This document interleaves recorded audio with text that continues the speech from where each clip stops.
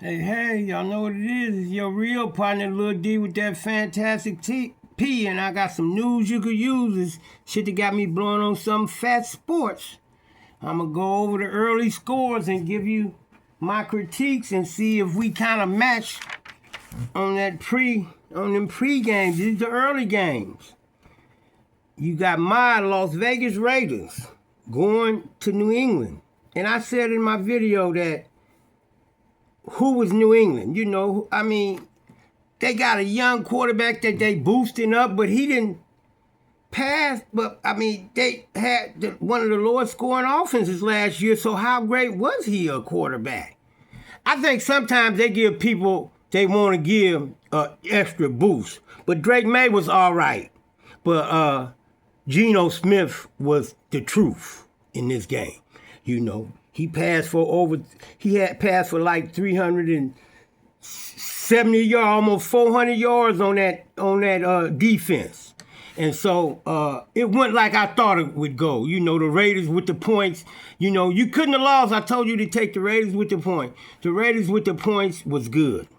You got Pittsburgh at New York Jets. This was a stomp out, shot out. You know what I'm saying? They got down for their crown, and Justin Fields ran for 2 touchdowns, over 50 yards in the game, and this was a closely contested, but it was. I forgot to tell you, the point spread on that Vegas and that New England game was 2.5. So the Raiders got 2.5 they didn't need in that situation. They could give it back to them. They could get it 2.5 back to New England, and New England still wouldn't have won that game. Okay? So keep the points this next time. They'll have the Raiders favorite next time, over these little slack teams. But Pittsburgh, New York Jets, 34-32. The Pittsburgh was favored by 2.5. So the half a point in this game win you some money. Because Pittsburgh actually won 30 by 2. And the half point that they gave you, you win the money. You win. Tampa Bay, Atlanta. Although it was a closely contested game, Michael Penix, the offense stumbled at the end, and Tampa Bay was able to squeak away with a 3-point victory. So they covered the 2.5 to Atlanta. You had Miami, and this was the most intriguing game of the day. Miami and at Indy. And Daniel Jones came through. He was a top fantasy player as well. So that surprised me. He didn't took control of that job. He was a little hungrier than Anthony was.